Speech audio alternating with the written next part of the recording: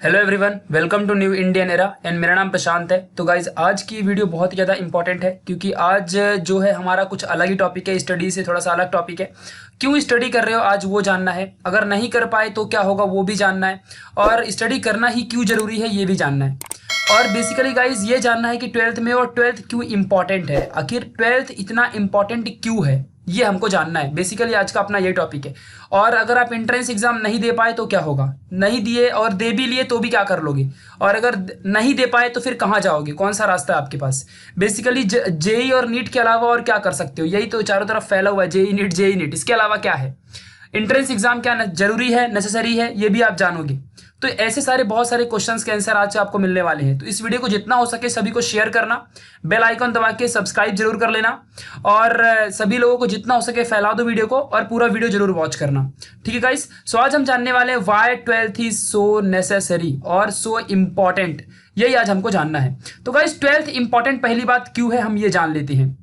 सबसे पहली बात ये कि देखो, जब भी हम लोग नॉर्मली अगर महाराष्ट्र की बात करें या फिर महाराष्ट्र के बाहर कहीं भी सीबीएसई बोर्ड में रहो, चाहे आप आईसीएसई बोर्ड में रहो, चाहे आप एचएससी में फिलहाल हो, हायर सेकेंडरी स्कूल सर्टिफिकेट में, ठीक है। आपको पता है ना एचएससी का फुल फॉर्म क्या होता है। एचएससी का फुल फॉर्म होता है higher secondary school certificate, higher secondary school certificate. ठीक है, ये बात आपको ध्यान रखनी है। अभी इतना बड़ा नाम लिखूंगा नहीं मैं, ओके। सो ये बात आपको समझनी है। तो गाइस क्यों इंपॉर्टेंट है, ट्वेल्थ इतना इंपॉर्टेंट क्यों है। तो बेसिकली अगर महाराष्ट्र की बात करूं तो देखो, जो टेंथ क्लास होती है और एक ट्वेल्थ क्लास होती है। जब आप पहली बार बोर्ड एग्जाम में आते हो टेंथ में, तो एक हवा बना देते हैं कि यार टेंथ इज बहुत इंपॉर्टेंट है, टेंथ एक बार कर लिए 90 अबो चले गए तो फिर सब कुछ काम बन जाता है और बस तुम्हारा दुनिया में नाम हो जाएगा। तो गाइस एक बात बता दूं कि जो टेंथ होता है, सबसे पहली बात इंपॉर्टेंट क्यों है, क्योंकि ये आपका एक फाउंडेशन बनाता है। ठीक है, टेंथ की बात कर रहा हूँ, ये आपका एक फाउंडेशन बना देगा। आपको प्लस माइनस एडिशन लर्न करने की जो एक थोड़ी सी एबिलिटी बन जाती है, एक थोड़ा सा छोटा सा मोटो बन जाता है कि हाँ हमको यही करना है। ठीक है, टेंथ के बाद आपका आपका जो एरिया है, एरिया में आपका फेम हो जाएगा कि हाँ चलो यार ये बहुत पढ़ता है, ऐसा वैसा। ठीक है, आपको तीसरी बात ये इंपॉर्टेंट है कि आपको एक अच्छा सा कॉलेज मिल जाएगा। ठीक है, चौथी बात ये है कि आपका अगल बगल में नाम हो जाएगा, तो ये हो जाएगा कि चलो भाई इसके लिए पैसे थोड़ा सा स्पेंड कर देते हैं और ये थोड़ा सा अच्छा पढ़ता है बस। और तीसरी बात, अगर आपका मतलब 70 एबो है तो आप बहुत ही बेटर कंडीशन में हो, ऐसी कोई बात नहीं। अगर आप टेंथ में 70 एबो, इट्स फाइन, बहुत ही अच्छे मार्क्स हैं और कोई टेंशन की बात नहीं है। जो इससे कम वाले हो उनके लिए कोई टेंशन की बात नहीं है। अगर आप साइंस में आगे हो तो ठीक है, अच्छी बात है। आपको वैसे कॉमर्स या फिर आर्ट्स में जाना चाहिए था, बट इट्स फाइन, बहुत ही अच्छी जगह है आपके लिए भी। मैं बहुत सारी चीज़ें बताऊंगा, डोंट वरी। तो टेंथ का बेसिकली यही रूल है। आपको यहाँ पे कहीं भी मैंने कैरियर वर्ड नहीं लिखा हुआ कि आपका कैरियर यहाँ से कहाँ से बनेगा, ये मैंने यहाँ पे कहीं नहीं लिखा है। मैंने लिखा है आपका कॉलेज बेस्ट आपको मिलेगा, कॉलेज बेस्ट मिलेगा तो आप अच्छा पढ़ सकते हो, बट एक गंदा कॉलेज मिला तो भी ऐसी बात नहीं है, आप पढ़ सकते हो। एरिया में आपका फेम हो जाएगा, आपका फाउंडेशन थोड़ा सा स्ट्रांग रहेगा, बट इसमें जरूरी नहीं है, आप 11 ट्वेल्थ में जाके भी फाउंडेशन क्लियर कर सकते हो। ठीक है, चलो ट्वेल्थ में आओगे तो क्या रहेगा ये थोड़ा सा जान लो।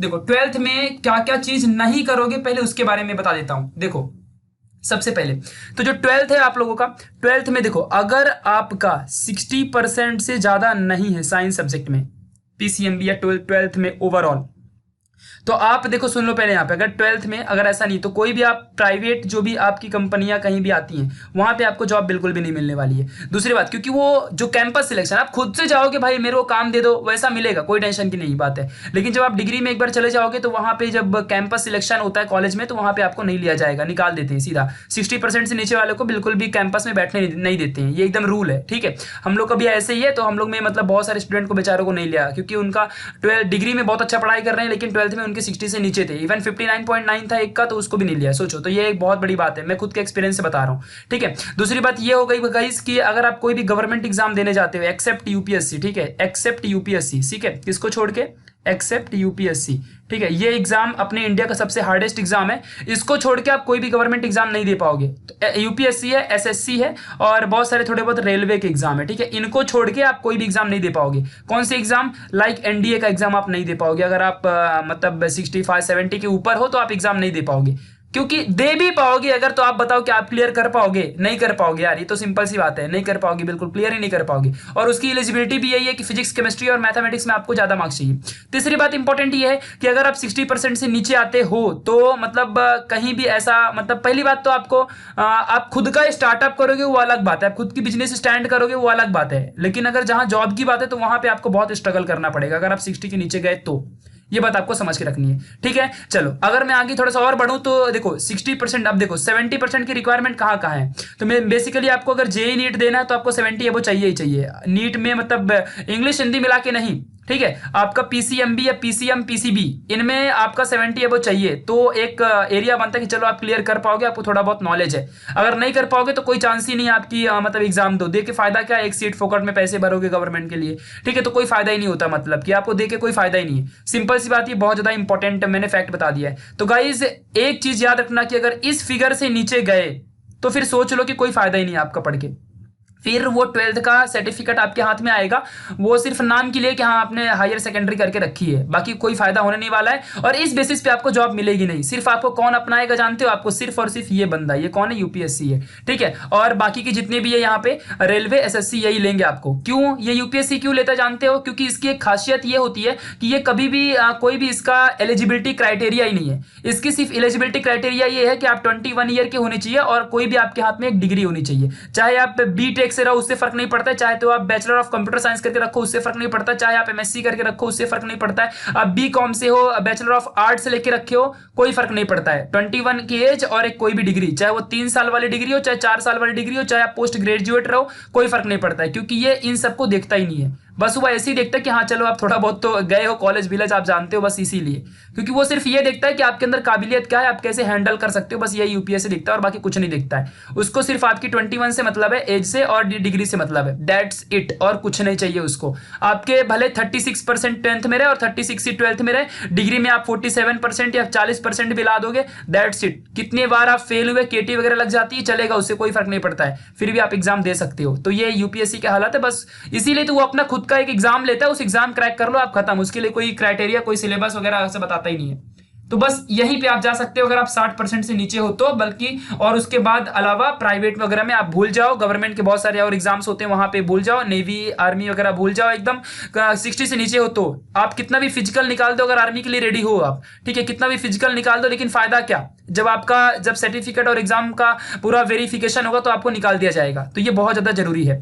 तो सोचो मतलब कहीं ना कहीं आपको क्या समझ में आ रहा है कि 12th जो है ये कैरियर डिसाइड करता है। क्या डिसाइड करता है? आपका कैरियर। जो 12th है ये आपका कैरियर डिसाइड करता है, और 10th आपका फाउंडेशन डिसाइड करता है। आप कैसे 12th में बिहेव करोगे, डिसिप्लिन्ड हो या नहीं हो, वो सब डिसाइड करेगा। और 12th आपका कैरियर डिसाइड करता है, ध्यान रखना। इसलिए ये 2 साल बहुत ज्यादा जरूरी होते हैं। कौन सा? 11th वाला और 12th वाला। 11th वेस्टेड, कोई टेंशन नहीं, 12th तो अभी है तुम्हारे पास, ठीक है। सो तुम कैरियर के लिए बहुत ज्यादा जरूरी है। सोचो कितना बड़ा आपके सामने, एकदम बहुत बड़ा आगे आप जाते हो कि क्या से क्या कर सकते हो। और बेसिकली बहुत सारे कोचिंग क्लासेस और बहुत सारे प्राइवेट इंस्टीट्यूशंस एक हवा बना देते हैं कि आफ्टर द 12th साइंस के बच्चे हो तो जेई और नीट के अलावा कहीं नहीं जा सकते हो, जेई और नीट के अलावा कहीं नहीं जा सकते हो, डॉक्टर बनो या फिर इंजीनियर बनो, बस, और इसके अलावा दुनिया में तो कुछ है ही नहीं। और इसी चक्कर में पूरे इंडिया में हर साल 2 लाख से ज्यादा इंजीनियर्स अनएम्प्लॉयड होते हैं और उनको 10,000 से भी नीचे की सैलरी मिलती है, जबकि बीई बीटेक पूरे ग्रेजुएटेड होते हैं। सोच लो, तुम जाके एनालिसिस कर लो, और जितने भी सुसाइड होते हैं इंजीनियर्स ही करते हैं। और सोचो जरा, एक चीज और आपको बताता हूं, जेई वगैरह, ठीक है, चलो आप भी तो इसको मैं आगे टॉपिक लूंगा ही, ठीक है। तो ये थोड़ा सा आपको सोच के रखना है। तो 12th कैरियर डिसाइड करता है। 60 के नीचे जाओगे प्रॉब्लम में फंस जाओगे, कोई भी फायदा नहीं होगा आपका पढ़ाई करके, ठीक है। ये बात आप पहले ही दिमाग में बिठा लेना। आज और अभी से पढ़ना स्टार्ट कर दो। मैंने सारी वीडियोस अपलोड करके रख दी है, फिजिक्स हो, केमिस्ट्री हो, बायोलॉजी हो, मैथमेटिक्स जल्दी खत्म हो जाएगा। मैं तुम लोग को बोल रहा हूं ना, नवंबर के पहले पहले सारा सिलेबस खत्म कर दूंगा। केमिस्ट्री खत्म होने आ गया, 2 चैप्टर बाकी है सिर्फ, ठीक है। फिजिक्स में 9 चैप्टर हो गए हैं और बायोलॉजी में 8 चैप्टर हो गए हैं, सोच लो। तो सारा जल्दी जल्दी वीडियोज उठाओ, बुक्स को बगल में खोलो, पेन और पेंसिल उठाओ और बुक्स में और मेरे नोट्स पकड़ो और सारा लाइन टू लाइन पढ़ना स्टार्ट करो। एक्सरसाइज के क्वेश्चन को पहले डन करो और उसके बाद जो भी हो, मैंने स्ट्रेटजी वीडियोस बना चुकी है, उन्हें देखो। पेपर पैटर्न को मारो गोली, और जितना भी मैंने स्ट्रेटजी बताई उन पेपर पैटर्न की वीडियोस में, उसको देख के स्ट्रेटजी को पढ़ो, फायदे में रहोगे, 60 से ज्यादा भी ला पाओगे। इतना अच्छे से स्ट्रेटजी बताइए, ठीक है। ये बात आपको ध्यान रखना है। चलो गाइस आगे बताता हूं कि व्हाई एंट्रेंस इज नेसेसरी, मतलब एंट्रेंस ही क्यों।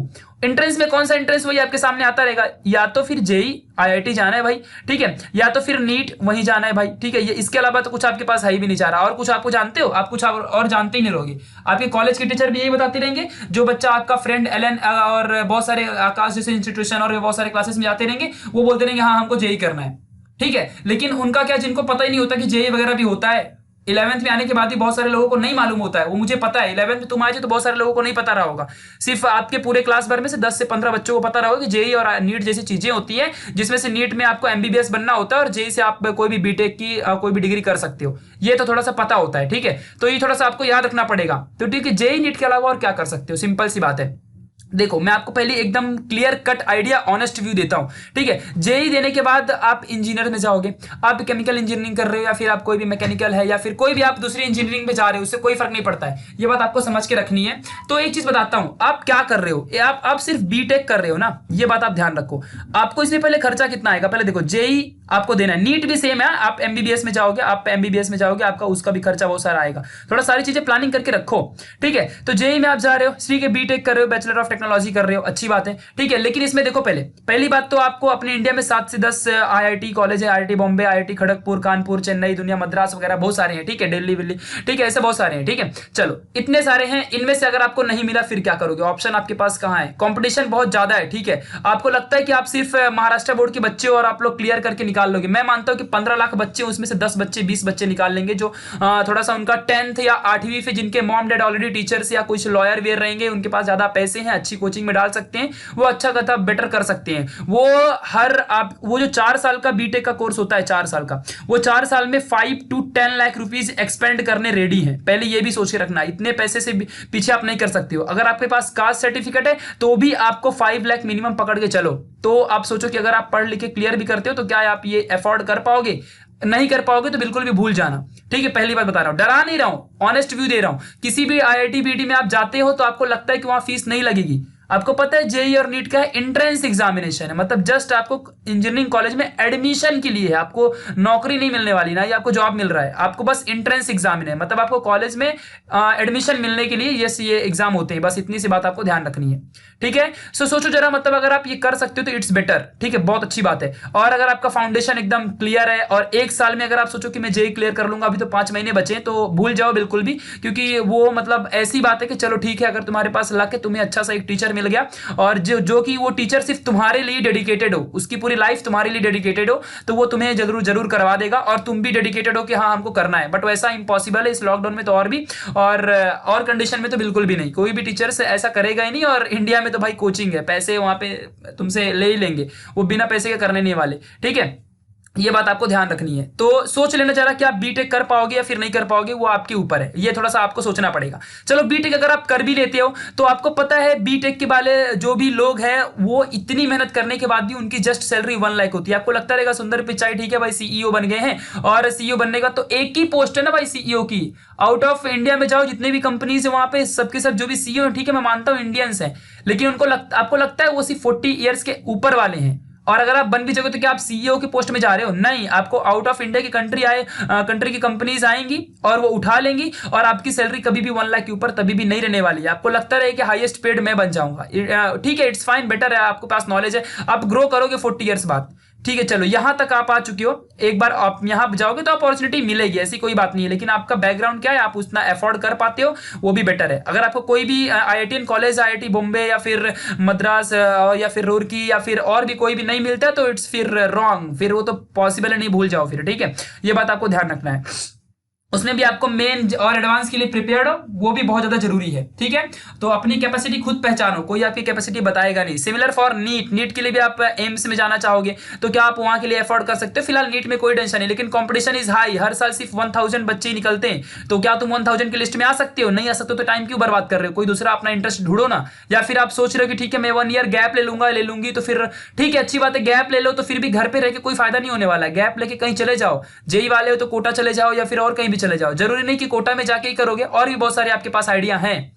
तो वो थोड़ा चीजें आपको थोड़ी सोचनी पड़ेंगी, बस एक एम बनाओ, नहीं कर सकते हो तो सोचो पहले उस चीज को, ठीक है। चलो लेकिन एंट्रेंस तो मैंने बता दिया, अब आपको मैं मतलब अदर देन एंट्रेंस के बारे में भी आपको बताना चाहूंगा। ये सारा एंट्रेंस का हालत है, ठीक है, अगर आप एक बार कर लोगे इट्स बेटर, लेकिन सोच लेना जरा, मतलब कि हर कॉलेज की, मतलब अगर मानता हूं कि आईआईटी बॉम्बे है, वहां पे अगर आप 1000 रैंक में आते हो ऑल ओवर इंडिया, तो आपको आईआईटी बॉम्बे मिल जाएगा जेई की तरफ से। ठीक है, अगर आप 1000 के अंदर नीट में आते हो तो आपको एम्स मिल जाएगा दिल्ली में। ठीक है, चलो अच्छी बात है। क्या आप 1000 में आ पाओगे? सोच लेना जरा अपनी पहली बात। इसके लिए 8वीं क्लास से कोटा में बच्चे प्रिपेयर करना स्टार्ट कर देते हैं। 8वीं क्लास से उनके जो भी है मॉम डैड सारा खर्चा उठाते हैं और 8वीं से ही सारी चीजें स्टडी स्टार्ट हो जाती है। उसके लिए ही उन्हें प्रिपेयर करा जाता है। उठेंगे, सोएंगे, जागेंगे, सब उनको सिर्फ जेई जेई जेई दिखता है, आईआईटी आईआईटी आईआईटी। क्या आप उसके लिए प्रिपेयर्ड हो? एक छोटा सा क्लासेस लगा के 2 लाख रुपए फीस दे के भर के और वहां पे जाके आप सोचते हो कि मैं क्लियर कर लूंगा, कर लूंगी। इट्स नॉट, नहीं, आप वैसा गलत हो। आपको अभी एक पेपर दे दिया जाएगा, आप उसको प्रिपेयर नहीं कर पाओगे। 59 सेकंड के अंदर आप एक क्वेश्चन सॉल्व करके दिखा दोगे 4 मार्क्स का। कर पाते तो अच्छी बात है, नहीं कर पाते तो फिर आप अपनी कैपेसिटी जानते हो। ठीक है, ये बात आपको समझ के रखनी है। इट्स बेटर कि आप अपने कैरियर को प्रॉपर तरीके से सोच समझ के निकालो। ठीक है, चलो अब मैं बताता हूं अदर देन दिस, इसके अलावा और आप क्या कर सकते हो। देखो, सबसे पहली बात है 12th के बाद, ठीक है, बहुत सारी डिग्रियां चालू होती स्टार्ट होती हैं, बहुत सारी, मतलब कि other than JEE NEET. JEE NEET तो आपको पता चल गया है ना। आप जेई से कहां जा सकते हो? जेई से आप जा सकते हो बीटेक करने। ठीक है, बीटेक तो किसी भी तरह में कर सकते हो, आप याद रखना अच्छे से। ठीक है, और बीटेक के साथ साथ बहुत सारे बैचलर ऑफ आर्किटेक्चर्स भी कर सकते हो, वो भी है। ठीक है, नीट के बाद आप सीधा एमबीबीएस जाओगे या फिर आप बीडीएस में जाना चाहोगे। ठीक है, बीडीएस डेंटिस्ट वाला होता है। ठीक है, इन सब में आप जाना चाहोगे, मोस्टली सब प्रीफर यही करते हैं। 12th के बाद और क्या कर सकते हो? 12th के बाद आपके पास बैचलर के कोर्स है। ठीक है, आपके पास इसके कोर्स है, इसके अंदर भी बहुत सारे कोर्सेस यार, बहुत सारे कोर्सेस है। देखो मैं बताता हूं, बहुत सारे, जैसे कि जो जिनका बहुत ज्यादा स्कोप है मैं उसी को बताऊंगा, सब दुनिया भर के बता के फायदा नहीं है। बायोटेक्नोलॉजी है, सीएस है, इंफॉर्मेशन टेक्नोलॉजी आईटी का है, और फिर आपके सामने बहुत सारे ह्यूमन साइंस आता है। ठीक है, ह्यूमन साइंस ये भी आप कर सकते हो। फिर उसके बाद आप लोग चाहो तो मतलब एविएशन में जा सकते हो, जैसे को नेवी वगैरह डिफेंस में जाना होगा, एविएशन में आप जा सकते हो। ठीक है, तो ये सारे कोर्सेस आपके सामने ओपन होते हैं, मतलब कि बहुत ज्यादा। और आज के टाइम पे ये दोनों कोर्सेज बहुत ज्यादा कोर एरिया में है। मैं आपको एक बात बता दूं कि अगर आप बीटेक कंप्यूटर इंजीनियरिंग कर रहे हो, ठीक है, आप बीटेक कंप्यूटर इंजीनियरिंग कर रहे हो, ठीक है, और बीटेक में सबसे ज्यादा स्कोप इसी को है, कंप्यूटर इंजीनियरिंग को सबसे ज्यादा स्कोप है। पहला प्रेफरेंस इसको दिया जाता है, सेकंड प्रेफरेंस मैकेनिकल को, मैकेनिकल इंजीनियर जो रहेगा उसको ज्यादा प्रेफरेंस है। फिर उसके बाद डीजल वगैरह बहुत सारे आते हैं, उन सबको है, बट फर्स्ट स्कोप किसको है? कंप्यूटर वाले को। और अगर यहां से किसी ने सीएस और आईटी करके रखा है, ये बात आपको ध्यान दो, तो जो सब्जेक्ट होते हैं एग्जैक्टली सिमिलर होते हैं। फर्क सिर्फ इतना होता है कि इनको नॉर्मली 8 to 9 सब्जेक्ट लगते हैं और यहाँ पे 6 सब्जेक्ट लगते हैं। इनको थोड़ा सा हार्डवेयर भी सिखाया जाता है, तो इनको भी हार्डवेयर सिखाया जाता है, ऐसी बात नहीं है। बस प्रॉब्लम ये होती है कि यहाँ पे आप ज्यादा फीस पे करते हो, 1 लाख रुपीज 2 लाख रुपीज यहाँ पे आप फीस पे कर रहे हो, तो वैसे टीचर आपको अवेलेबल होते हैं, बट यहाँ पे आप उतनी फीस नहीं देते तो टीचर्स अवेलेबल नहीं होते, आपको खुद से सब कुछ करना पड़ता है। ये दोनों कोर्स आईआईटी जेई को टक्कर देता है एग्जैक्टली, और सेम पेड है। आपको एक चीज बताता हूं कि एक बीटेक का बंदा, मतलब हम लोग के एक जस्ट मतलब अभी जस्ट बताता हूं, 1 साल पहले की बात है। ठीक है, सो एक बीटेक का बंदा, उसको 40,000 पर मंथ की एक सैलरी पे, और एक सीएस का बंदा है जिसको तुम उसी गूगल में आउट ऑफ इंडिया चला गया, उसको 1 लाख अबो मिल गया। जस्ट क्यों? उसको जावा एंड पाइथन आता है। ठीक है, जावा एंड पाइथन एकदम बेटर आता है। और बीटेक वाले भी जाने के बाद नहीं पढ़ते हैं, नहीं पढ़ोगे तो कोई फायदा नहीं, पढ़ना दोनों जगह। जावा ये भी पढ़ेगा, बीटेक वाला भी करेगा, और पाइथन वाला, ये जावा पाइथन लैंग्वेजेस होती हैं, ये भी पढ़ेगा। तो नहीं पढ़ोगे तो कोई फायदा नहीं है। मतलब आपको कंपैरिजन करके दिखा दिया हूं, ये दोनों बहुत ज्यादा स्कोप वाली फील्ड है, और आने वाले 10 ईयर्स में सीएस और आईटी बहुत ज्यादा स्कोप करेगा। फिलहाल बायोटेक्नोलॉजी भी सेकंड पे आता है अगर आप बैचलर ऑफ कंप्यूटर साइंस से जाते हो, और एविएशन को तो छोड़ दो, यहाँ पे 5 लाख रुपीज फीस होती है, आप नहीं भर पाओगे। और ह्यूमन साइंस अगर आपको जाना है, हिस्ट्री ज्योग्राफी पढ़ना है तो पढ़ सकते हो। ठीक है, तो इतने सारे आपके पास कोर्सेस हैं। ठीक है, आफ्टर द 12th फिर भी आपको एक बात बताता हूं, अगर आपको सीएस और आईटी में जाना भी है तो भी आपके लिए यहाँ पे 50% एबो लेके आना। और अगर आप चाहते हो कि कॉलेज में कंपनीज है आपको रिक्रूट कर ले वहीं से, तो आपको 60% एबो चाहिए, क्योंकि जिस दिन वो रिक्रूट करेंगे, आप लोगों को रिक्रूट करना मतलब आपको हायर करेंगे, तो उस दिन 60% से ज्यादा अगर आपको मार्क्स नहीं रहेंगे, वहां से आपको निकाल देंगे। फिर आपको अपनी एबिलिटी के बेसिस पे आपको बताना पड़ेगा कि हाँ मुझे ये लैंग्वेज आती है, मैंने ये चीजें सीखी है, मेरी ये क्वालिटी है, तो मुझे ले लो, तो फिर वहां से आप जा पाओगे। वो तो हालत यहां पर भी है, ये बात आपको ध्यान रखनी है। ठीक है, सो ये सारी चीजें आपके पास अवेलेबल है, यानी कि आप बायोटेक्नोलॉजी कर सकते हो, computer science, information technology, human science, aviations and many more. बहुत सारे कोर्सेस और भी हैं जिनको बता के कोई फायदा नहीं है, बट ये थोड़ा सा ज्यादा स्ट्रॉन्ग, जो कोर कह सकते हो, कोर सब्जेक्ट, जिनका आने वाले 2 साल में या फिर अभी भी बहुत ज्यादा स्कोप है, जहां पे जॉब इंस्टेंटली आपको 20,000 एबो आराम से मिल जाएगी। ठीक है, ये बात आपको समझनी है, ये ज्यादा एकदम बेटर है। ठीक है, चलो ये हो गया ना। 12th के बेसिस पे आपको जॉब कहां से मिल सकती है? 12th के बेसिस पे आप सीधा एनडीए जा सकते हो। अगर आपके मैथ्स में अच्छी खासी कमांड है तो आप एनडीए का प्रिपरेशन करो बेस्ट एकदम तरीके से, आप सीधा कर्नल ऑफिसर बन सकते हो एक ही बार में एसएसबी क्लियर करने के बाद। आप ऐसे बहुत सारे 12th के एग्जाम के बाद बहुत सारे आर्मी वगैरह में जा सकते हो। आपको 60% रिक्वायरमेंट है बस, और कुछ नहीं चाहिए। फिजिकल तो निकाल ही लोगे, ठीक है, अगर आर्मी वगैरह में जाना है तो। ऐसी बहुत सारे गर्ल्स के लिए भी बहुत सारा मतलब ह्यूमन साइंस में और भी बहुत सारा अंदर अंदर फील्ड है। तो फिलहाल बॉयज के लिए हो गया, ठीक है। तो ये सारी चीजें गाइस, बहुत सारी चीजें अवेलेबल हैं और आपको यही सारी चीजों को सोच समझ के अच्छे से करना है। तो जरूरी नहीं कि सिर्फ यही करो, एंट्रेंस एग्जाम ही करो तो ही बेटर हो सकता है। याद रखना कि अगर तुमको करना है तो तुम कहीं से भी कर सकते हो। और ऐसी कोई एक चीज और आपको बताता हूं, देखो जिसने बैचलर कर लिया तो आपको पता है बैचलर के बाद आपको होता है एमएससी यानी मास्टर्स। और ये मास्टर इनको ऐसे ही नहीं कहा जाता है, मास्टर्स यानी कि वो बीटेक वाले बंदे से भी ज्यादा नॉलेजेबल होता है। एक बार बीटेक वाला बंदा जहां खड़ा हो जाएगा और मास्टर वाला, तो इक्वल ट्रीट किया जाता है, क्योंकि उन दोनों को एकदम प्रॉपर नॉलेज होता है। इवन एमएससी जो करके रखते हैं उन लोग को प्रैक्टिकल नॉलेज ज्यादा रहता है, ठीक है। इनको भी प्रैक्टिकल नॉलेज ज्यादा होता है, ऐसी बात नहीं, क्योंकि ये 4 साल में उतनी प्रैक्टिकल नॉलेज गेन कर लेते हैं। इनको 5 ईयर लग जाते हैं, क्योंकि 3 ईयर का आपका ये कोर्स होता है और ये आपका जो कोर्स है 2 ईयर का होता है। तो 5 ईयर का प्रैक्टिकल नॉलेज इनके पास, 4 ईयर का प्रैक्टिकल नॉलेज इनके पास, दोनों को इक्वली ट्रीट किया जाता है। फिर वो तो क्वालिटी के ऊपर डिपेंडेंट है कि आप कितना पढ़े हो कितना नहीं पढ़े हो। तो ये थोड़ा सा इसके ऊपर मैनर करता है। लेकिन अगर आप गाइस बीटेक वालों को बीट करना चाहते हो तो सिर्फ आपको CSIT is better, because biotechnology में जाओगे तो फिर आप अलग फील्ड में चले गए, एविएशन तो फिर अलग ही है, ठीक है। तो ये सारी चीजें थोड़ा सा आपको ध्यान रखनी पड़ेंगी। इस तरीके से बहुत सारे कोर एरिया हैं। अगर गाइज आप लोगों को और किसी भी फील्ड में वीडियो इसी तरीके चाहिए तो प्लीज कमेंट बॉक्स में जरूर बताओ। इस वीडियो को जितना हो सके तो लाइक जरूर कर देना, ठीक है, और शेयर जरूर करना जितना भी हो सके सारे फ्रेंड्स लोगों में, क्योंकि उनके लिए ये वीडियो बहुत ज्यादा जरूरी है। तो मैंने आपको पहले ही बता दिया है 60% से नीचे अपने आप को ट्राई करना कि ना जाओ, नहीं तो बहुत ज्यादा स्ट्रगल हो जाएगी और फिर पढ़ के फायदा क्या है। इससे अच्छा आपका जो गोल है, जिसमें आपका इंटरेस्ट है किसी स्पोर्ट्स में, डांसिंग में, सिंगिंग में, वहां पे जाने का ज्यादा ट्राई करो फिर, ठीक है।